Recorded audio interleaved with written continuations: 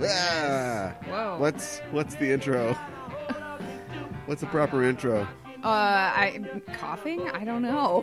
Gesundheit to you, to one and all. Yes. And welcome to another episode of COVideos. Yes. It's the podcast where we go through our quarantine bucket list of films. Yes. Because there's no time like the present. Right. And we're stuck indoors, so might as well be watching movies.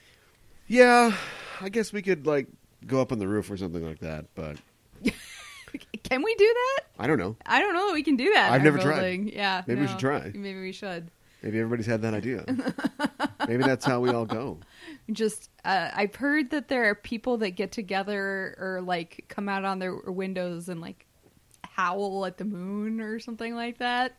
That's something that people are doing. Yeah.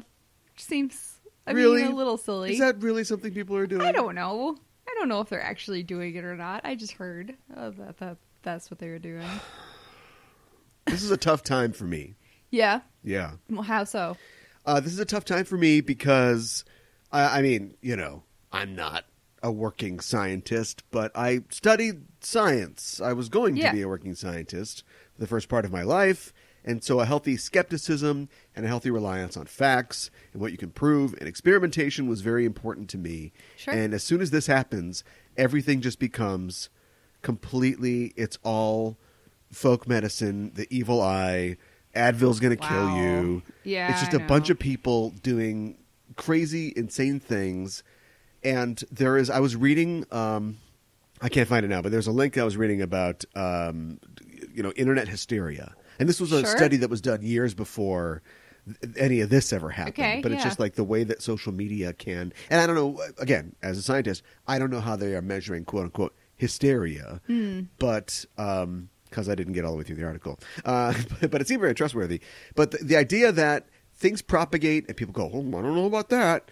And I know you are a great person for that. Yeah. I'm a person who forms an opinion, and then sometimes I need to be swayed, even though my opinion made a lot of sense before and now maybe doesn't, i.e. the mask debate. Yes.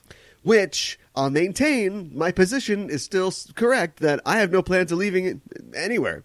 And even if I do, I'm going to be in my car or I'm going to be yards away from other people. So it's not mustard gas. I don't think I'm going to need a mask, but yet I got some bandanas out and I got some scrunchies out and I made masks. So we've got masks. Right. But the things that people get off the internet are crazy. Well, you didn't know that was coming when you talked about howling at the moon. No. I don't believe the Italy thing. I think that was a viral thing. Yeah? Yeah, there's some Italian YouTuber, together. and he's like, all right, I'm going to stick my guitar out the window, and then you... But I'm doing this the whole time. Right. With my hand. Yes. What am I doing? The Italian motion. Yeah. Yeah. How do they play? Well, you could hold the pick really well, I suppose, of the guitar. Yeah, I guess. If you just turn it down. Right. No, Giuseppe. Oh, my goodness. Do the thing, but you got to turn it 180 degrees. I don't know. Say something. Yeah, it is kind of crazy how fast misinformation can spread on the internet, but I guess we shouldn't really be surprised, should we? And you always have to... Why not? Why shouldn't we be surprised? Because this is something that has always been there. We just maybe didn't necessarily acknowledge Stupidity? It. Yeah, stupidity, but also hearing something from an article, not necessarily checking the source and grasping onto it and saying this is the truth. That's how we got into this mess. Yeah. Isn't it? Mm-hmm. Let's talk about movies. Let's do it. What movie did you pick off of your list to watch for this episode? So we're going... No, just tell me what one you picked. Oh, okay. We picked The Graduate, which I had never seen, of course, because on my list there are movies that I've never seen. Right. So you have failed this city. Movie ignorance. Yeah. And so The Hood is coming for you, and the next name on the list is The Graduate. That's right. Congratulations. You're dead. Yeah. 1967. Yeah. The Graduate. I did not realize that the entire soundtrack was Simon and Garfunkel. Oh, my God. And, It's like a dare. Or it's like a challenge. It's like, let's make a great movie and then let's try to drive the audience crazy with the music. So you've got The Graduate. Uh-huh. You've got The Third Man. Mm-hmm. You've got... Well, help me out here. You've got... what That else? Thing You Do? Because, I mean, they play that Those song. Those songs are awesome. Yeah, but you get sick of the main song. Well, the one song. Yeah, because they play it all the time. Yeah. That's what I was thinking. But the songs are great. Yeah, no, I'm not R.I.P. saying they're not great. R.I.P. to a true legend. I know. Let's see here. What else? Is the music in... I feel like the music in Touch of Evil is annoying. Oh, you think so? Yeah. Okay. I can't really remember, though. I don't really remember that being a thing, but it could totally be a thing. It didn't age well, that's for sure. Oh, well... I think that's true for a lot of Well, first of all, films. you got Charlton Heston playing a Mexican cop. Yeah. Maybe we'll Why save did this we for the think list. that was okay? Let's save this for the list. Yeah. And then there's the, like, midway through, end of the second act, Janet Leigh's kidnapped by a 50s biker gang. Vroom, vroom. Yeah. Yeah. What's yeah. going on in this movie? Good point. I do remember enjoying the film, but The Graduate. I had, knew like the basic plot more or less of the film. I think the story should be how did you avoid it, right? Oh, how have I not seen it? Well, it came out before I was born, and I don't know. I don't know how I like never saw it. But it just was. Like it wasn't like a movie that like my parents like loved or like passed down or anything like that. And I'm not exactly sure how I missed it. It might be a film, like I think it's a good film, but it might be a film that is very much of its time. Yes. So you didn't feel like a diver in a fish tank after you graduated from college? No, I did not. I think that you could identify greatly with somebody who graduates from college and has no idea what they want to do with themselves and feels a lot of pressure. Well, yeah, and that is a huge part of the film. That's for sure. And then has an affair with their parents' friend's mother. That's where we go kind of weird, but I think that his character. He's a little strange to begin with. Like I feel like he's been successful. He's won these awards. He's graduated. We don't know where he went to school. That's actually never mentioned, which is kind of strange when you think about it. Just figure Ivy League, right? Probably right. Great school. Hasn't decided if he's going to go to grad school or not. Like his dad basically yells at him at one point because he's just been hanging out in the pool and doesn't seem like he has like a job or anything. And they're pretty well off. Like don't they give him the car and then they like gave him this diver suit and we don't actually see him go to the ocean and dive or anything. He just goes into the swimming pool. Yeah. But I think it's a lot of like, this kid, he has a lot of potential, but, he doesn't know what to do, and so then like when this opportunity presents itself to have an affair with his parents' friends, like a wife, and like he just kind of like falls into it. Like I'm not entirely sure that it was her intention to seduce him when like she asked him to drive her home or not, because he kind of accuses her of like being like, oh, you're trying to seduce me. And then she kind of like laughs it off. And it's never 100% clear to me if like that was her initial intention or if she was just kind of playing with it and to see like where it would go, She corners him in her daughter's room. Yeah, I naked. Know. Yeah, I know. I think she had a plan. I think she knew what she wanted. Oh, okay. So he just wanted to talk to somebody. Yeah.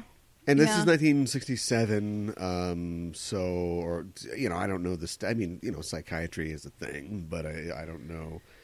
Definitely his parents are not attentive to his emotional needs, and so nobody thinks how Benjamin is doing. and he gets. You can't just leave your undergrad college and then just walk into like a master's school, postgrad stuff, right? Right. So, the fact that he graduates and then his dad, played by the voice of Kit, William Daniels, yells at him because he's not going to masters to get his master's degree. Yeah, well, yeah, of course not. He's been laying around drinking beer. I know. And it's like he's just depressed. He's depressed. He's stressed, and he doesn't know who to talk to. He's neurotic too. And it just the manipulation of him continues. And he's not innocent of mistakes and things that he does. No, but it's just it's one of those. There was a streak of films in the I guess in the maybe late 50s and in the 60s about like the disillusionment with this life of swimming pools and mowing the lawn and stuff privilege. Like that. And I think something that's going to go on my list is The Swimmer, which is a Burt Lancaster movie about that very thing. Okay. Which is kind of a hidden gem, and I haven't seen. I've read the short story, but I haven't actually seen the film. But this is that, right? Like it's just he doesn't know what to do with himself. Yes. Yes. I think it's fascinating that the people that he was 30, I think, when the movie was filmed. Like, he was not a kid. Yeah, he's supposed to be 21. And he, in a lot of ways, was not, they were thinking of a literally Robert Redford and Warren Beatty both read for it or were being looked at for it. Mm-hmm. And then they got, 5 foot tall Dustin Hoffman. Yeah.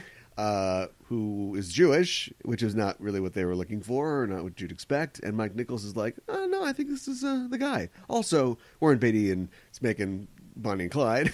Right. We also wanted Faye Dunaway for the Catherine Ross part. She's making Bonnie and Clyde. Yeah, right. But ultimately he stood up for Hoffman and wanted him for the film. And I mean, I think it's the right choice, and it definitely launched Hoffman's career. Yeah.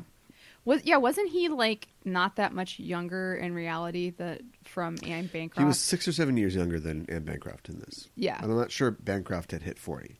Yeah. Who, by the way, is smoking in this movie. When I first saw this film, gorgeous. I was like, oh, it's the old mom or whatever. And now I'm watching this movie and I'm like, oh, damn, she's hot. She's a good looking lady, and she she pays attention to like her looks. What? I'm just saying she takes care of herself. That's okay, what I right. that's what I meant. Is that weird? It is. I made an offhanded comment that you are going somewhere down a road I can't follow. Okay. I just meant to say that you brought up the fact that yes, they're not that far apart in age, and they aren't.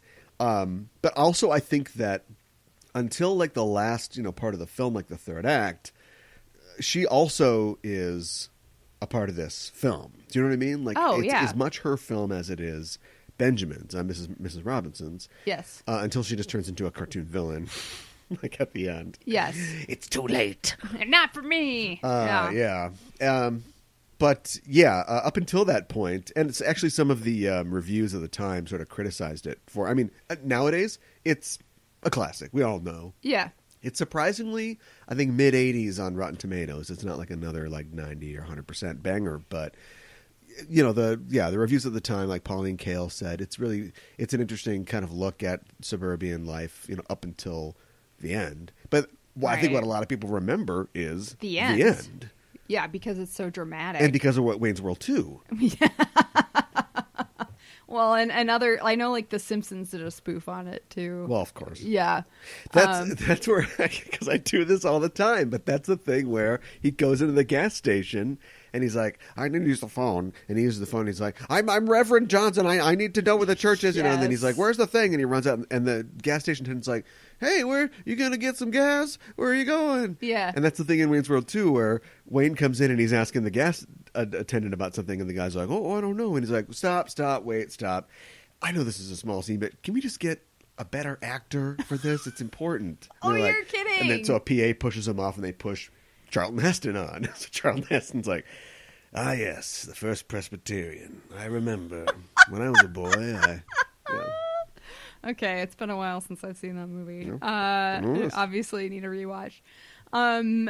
Yeah, I enjoyed it. I think it gets weirder as it goes on. I mean, their relationship is weird. That it's purely it's more or less just about sex with them, and he tries to make it more like he wants to have an actual conversation. Well, with he wants her. to have a connection with anybody. Yes.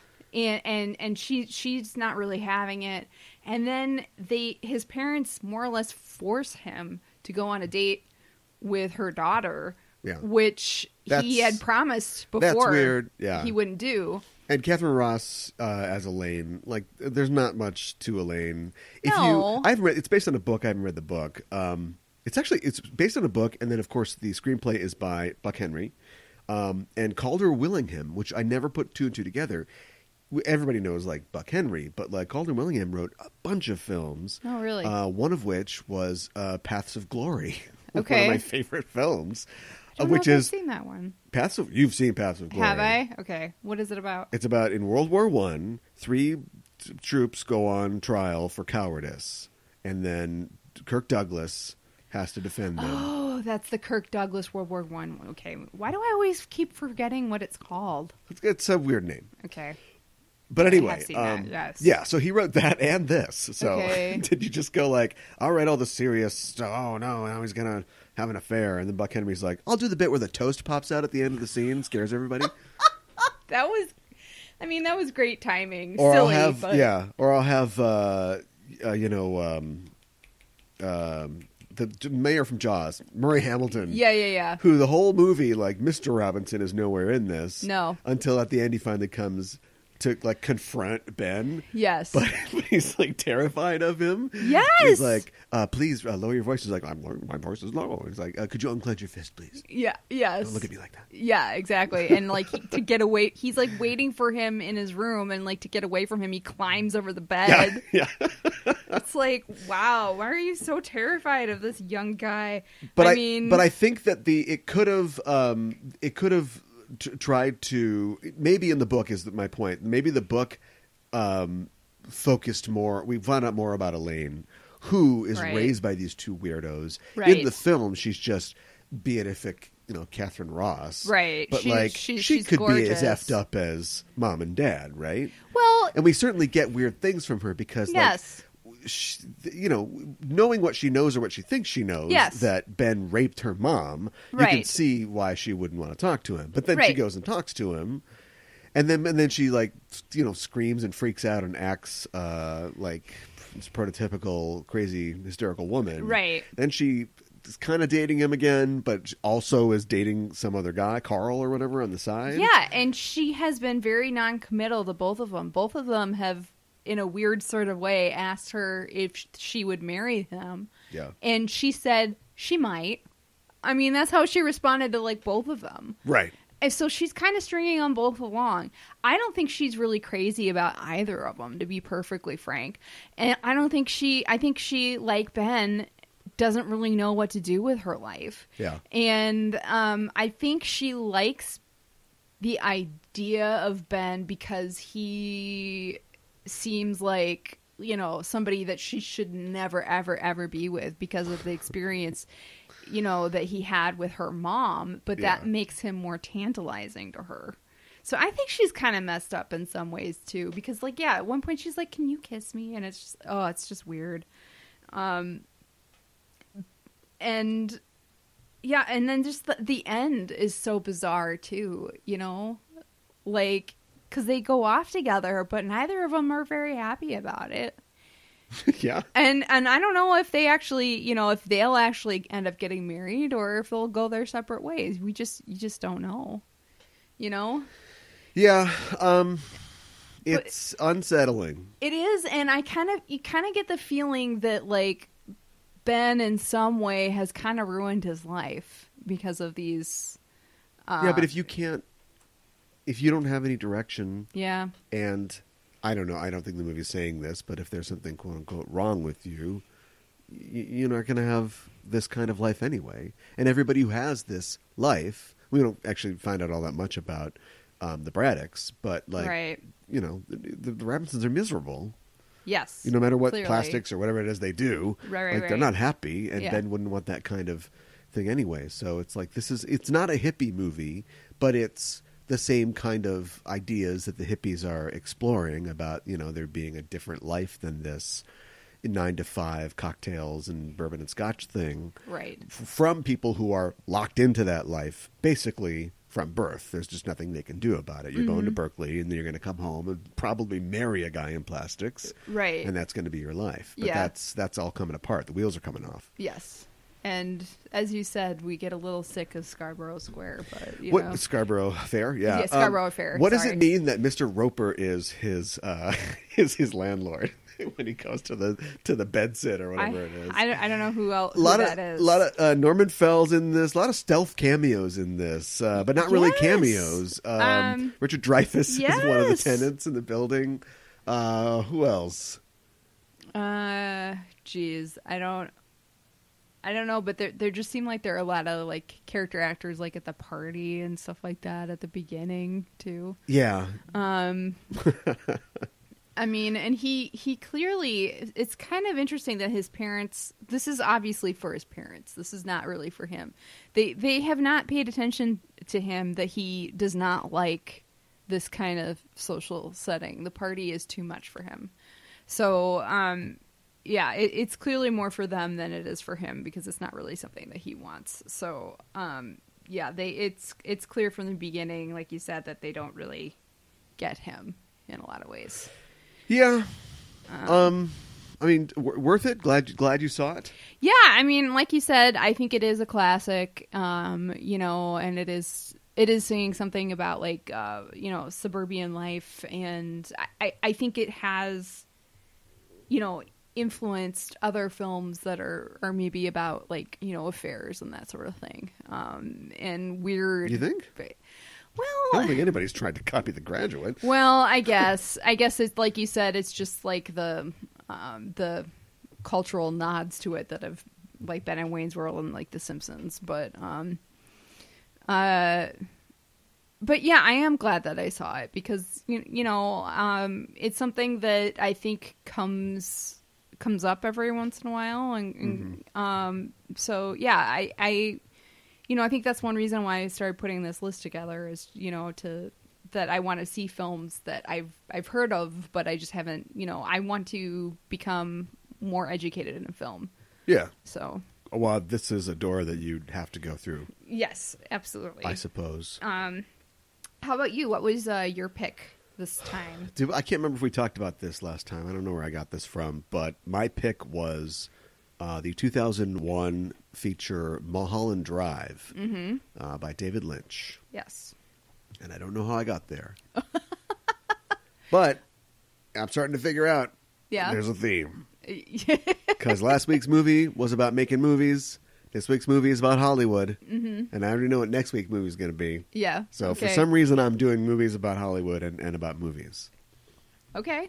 Well, I think you were trying to prove to me that this is a thing, and we're going over films in the not so recent past that have won Best Picture for Oscars, and there's quite a few of those that kind of fall in that category. There's definitely films that do well. I don't think that they necessarily win outright. I mean, it's either you'll often get racial.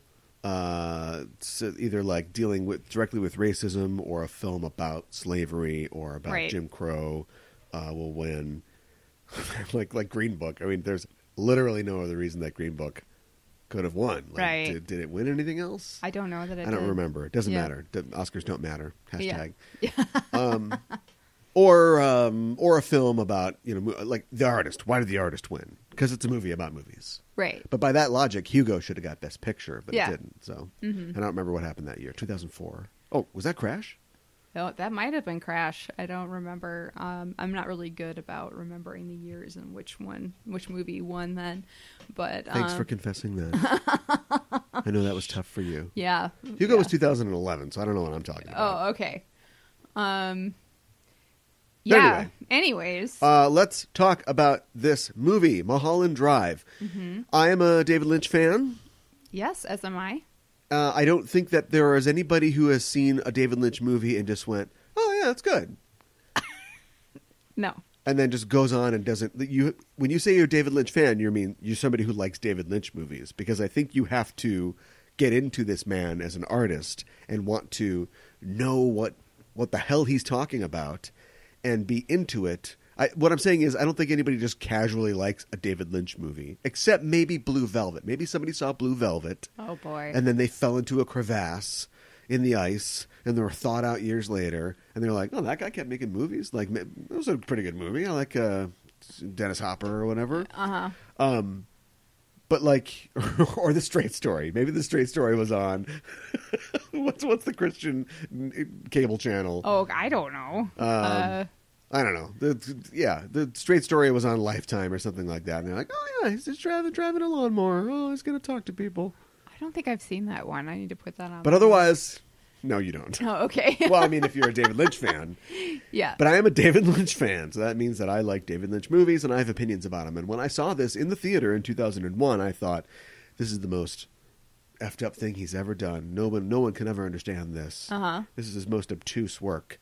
Whoa. Now in 2020, I look at it and go, this is his least obtruse work. Or abstruse work. Okay. Why I thought it was totally impenetrable, and now that I think about it, it is possibly the most penetrable of his works. Okay. This movie can be fully penetrated end to end. Wow.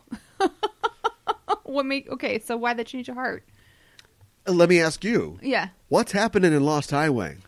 Oh, in Lost Highway? Beyond just like, a guy kills his wife and can't deal with the fact that he can't deal with the guilt, and so he becomes somebody else. Uh-huh. But things catch up to him. Right. Oh, okay. So I guess Lost Highway and Mulholland Drive are both very penetrable. Okay. Yeah. There's a lot of shots of cars driving. I don't know. Yeah, well, Lynch likes that. Yeah. I don't know if it's just the age of the YouTube video or something, and I've just seen enough concise analysis, but like, I totally get it. Okay. You know? Mm-hmm. Well, you say, I don't know. What happened in the film? Well, this is why I want to... I feel like I get it. Like, this is at least the second time I've seen it, so I feel like I get it a little bit better than like the first time I saw it. But so essentially, there's lots of different stories. He crams all these different actors in his films, which I'm not complaining about. It's just, it kind of helps You're getting good at this. The rich tapestry. You're delivering your commentary while trying to supposedly answer the one question that I asked you. Yeah, okay. It's about this young actress, Betty, played by Naomi Watts. Well, you're just going to do we don't want a plot recap. I'm asking you, like, what's it all mean? What's it about? It's like, so in reality, her reality is not that great, and she's not a happy person. She's pretty depressed, and I think she like basically kind of like creates this story about her coming to Hollywood and meeting somebody who she loves, and it's a much happier story than her actual story. And she hires Jacob from Lost to kill the lady, the woman she loves, her girlfriend. Yes, and he does it, and then she can't handle the guilt, and so she creates a TV show for ABC that they didn't want. Right. Right. And then which she is kills literally herself. what happened. Yeah. Right. He was just literally gonna because I think he after Twin Peaks he carved into a board or a piece of plywood, I'll never do TV again, and then somehow got talked into doing TV again, and so he created a 90-minute pilot that was ostensibly for anybody, but I think they took it to ABC because he had people there, and it was just going to be kind of Twin Peaks 2. Mm-hmm. It was going to be weird things happen, but now in LA. Right. And there's going to be a mystery, and what's in this box? And it doesn't matter what's in the box because something else is going to happen next week, and somebody's going to get trapped in a doorknob or something like that. And so we're just going to do that. And the people at ABC were like, no! They're like Dan Hedaya. No! Yeah, right. And then Angelo's spitting the coffee out everywhere. And it's so gross. It was no. The answer was no. Yeah, right. So he's like, well, shit. So he just shot the dark coda. Yeah. And then plugged it in there, and it all made sense. Yes. Quote unquote. Yes. Because it's just the first part is not invalid because it's all fake. It's all a movie. It's all film. It's all a fantasy narrative. So it's not like most things where the twist comes and it's like, idiot, that movie you're watching didn't matter at all. Yeah. Bloodshot. Right. Yeah, I know. I mean, it feels. It's still valid. It tells us a lot about the character that we're following, and then we see how her story wraps up, even though we already saw the effects of the end of her story, but we're just getting it at the end of the film. Yeah. Yeah. Silencio. Yeah, I know. I was not surprised to learn that David Lynch cast Naomi Watts, who plays Betty, yes, / Diane, and Laura Herring, who plays Rita, / Camilla. / Camilla Rhodes, off their headshots. Really? David Lynch, and in this age of Me Too, nobody never said nothing, never did nothing to nobody. But David Lynch, in the classic sense of this term, slightly toxic, but now it just means a rapist, loves beautiful women. Yeah. Do you know what I mean? Yep. That's what he, and sometimes it works out great, like Isabella Rossellini. It's a great actress. Gets married to her for a long time. And then you get your Joan Chens. Oh, Joan Chen. Oh, no. Just trapped in that doorknob. Wow. Forever. Wow. You know what I mean? Yeah. And so it's when he's just like flipping mean, through pictures, like, how hard am I? My and he lands on Naomi Watts, who at this point, pretty much not a thing, right? Like, I think she's up and coming. We can dig back a little bit, but she was still on Home and Away just a couple years before. Yeah. Lands somebody who can do everything that the part asks. Play two different people while you're playing one person. Yeah. Play somebody who's playing somebody, but kind of bad. Then later on, play somebody who's in an audition doing a role and doing a really good job. Yes. And then be strung out Diane at the end. Yes. And all this other stuff. And then even like Laura Herring is great as Rita too. Yeah. So. Have she? I wouldn't recommend casting that way. Yeah, but if you're just like, wow, she's hot, and it's funny because he did say he famously doesn't tell anybody anything. There's the famous Eraserhead is my most spiritual film. Did you elaborate on that? No. He wouldn't tell the actors anything when they're shooting. Plus, the actors are shooting the original pilot. But now we've got new stuff, so they have to go back and shoot this new stuff, and they're all trying to figure out what's going on. And he did tell Justin Theroux, who plays Adam, the director, I'll tell you this: you are not me. This is not an autobiographical part. Okay. So we know that. Okay. However, he's just looking at headshots of hot ladies and going, "This is the girl." Right. Like, maybe we're still coming out. Reality's still coming out. Even in this fiction. Yeah. Is the actress Laura? What's her name? Has she done other stuff? Some stuff. She was in a bunch of movies after this. This kind of kickstarted a resurgence in her movie career. Okay. For a while. She was in The Punisher. She was in John Q right after this. Okay. Not much else, though. You might recognize her as the first Miss USA who was Hispanic. She's the first Hispanic Miss USA. Not Miss America, Miss USA. All right. Very cool. I did not know that.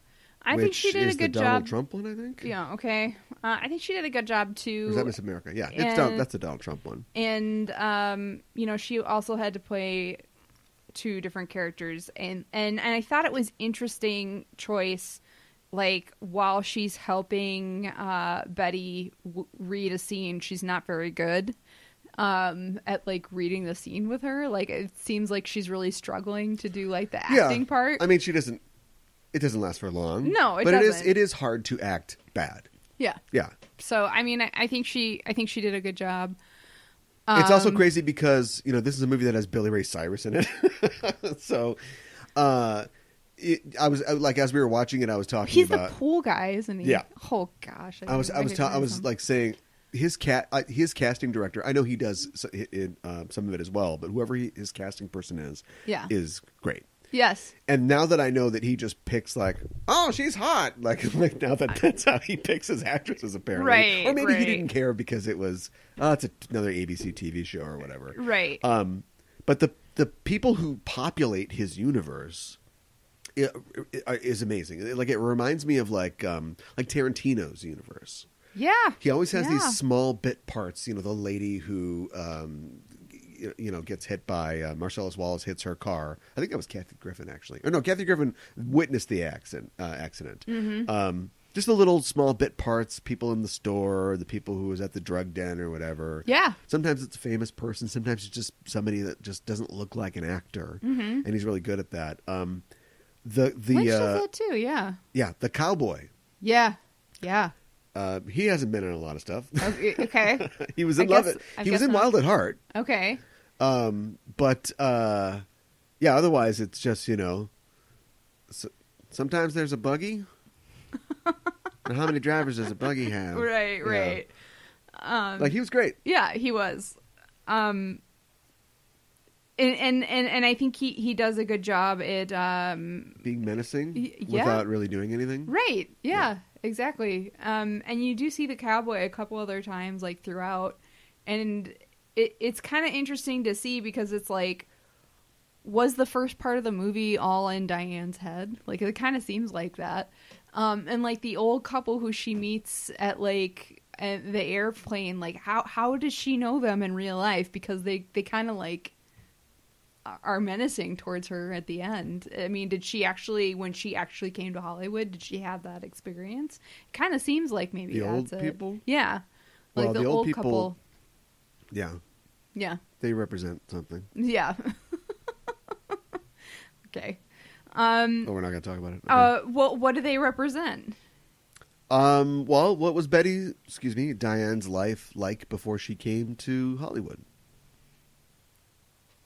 I don't know. It seems like kind of mundane. Like all I know is that she was from Canada and she won a swing contest. We see swing dancing at the very beginning. She won a jitterbug contest. Yes, that's what she says. Yes, that is what she says. Do we know that's true? That jitterbug contest looks pretty fake.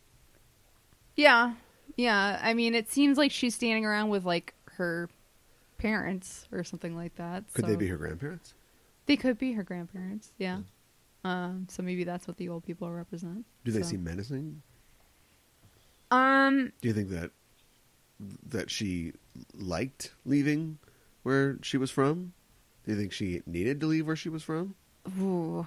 Does she seem like somebody who came from a good home?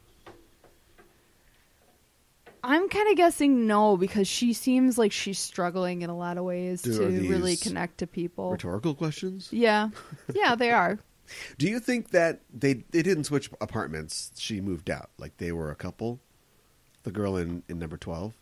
I couldn't figure that out. I couldn't figure out if they were a couple or if she switched apartments with her because she killed her girlfriend and then there were detectives looking for her. But I mean, like, you just ask the person that now lives there and they go, oh yeah, I switched apartments. She's over in 17. Yeah, right. Yeah. I just think like when you've got a box of your stuff that you come to get, that is easily breakable code for we broke the up. end of a relationship. Yeah. But then was she seeing Camilla while she was seeing her? Maybe that was why the relationship broke up. Right. Is that she got this bit part on this film, and then Camilla was a star in the film, and started a thing with her. And then but then there's a thing going on with the director too. And I don't know, like, is Camilla really like this kind of like I hesitate to say evil, but like she seems Vamp. like she seems like she wants Diane to witness her kissing this man and being in love with this man. It's another movie that Melissa George is in for like 2 minutes. It's like she's a really good actress. Yeah, she's being in like an actual movie instead of just the hooker in Dark City and then the fake Camilla Rhodes in Mulholland Drive. But well, she's hot. Some quick things before we go. So yeah, I got this thing figured out. No problem. Yeah. The only thing is that, or the only thing that I learned recently that I was just so obvious and I never really got was that this is his. It's obviously about film. It's about classic Hollywood and noir and his sort of take on it. A neo noir or a darker sort of neo noir. Mm-hmm. What's dark in French? I don't know. Noir is black, so yeah. I don't. That was a trick question. Okay. And so you've got that, but it's Sunset Boulevard. It's Sunset Boulevard. Yeah. This is just Mulholland Drive. Yeah. Right. And it becomes painfully clear in the first 3 minutes when we focus on the street side of Sunset Boulevard. Yeah. Where it crosses Mulholland Drive, supposedly. Yeah. And so you've got a character who's on the run from bad people, and they end up with somebody, who is unsuspecting that they're going to show up. There's no monkey funeral in this case. But, yes. And then their fortunes become married for good or bad. It's going to be bad. Mm-hmm. And it's just Sunset Boulevard. Yeah. Yeah. So I got it. Good. And also it is a fairly male-gazy depiction of a organic lesbian relationship. Yeah. You know? Yep. Like these two are like the Snoop sisters, and that's a thing. They're going to go around, they're going to solve this mystery. Yeah. But there's also this sort of, if Diane was, or Benny, was a guy helping this girl, we'd just be counting the clock. We'd be watching the clock, just clicking down to when these two are going to get together, escape from danger, and be like, oh, we're all excited, and fall into bed together. Uh-huh. And we get that. Uh-huh. It's just two women instead of a woman and a man. Yeah, absolutely. Yeah. Well, I mean, you say, but this is 2001. I know.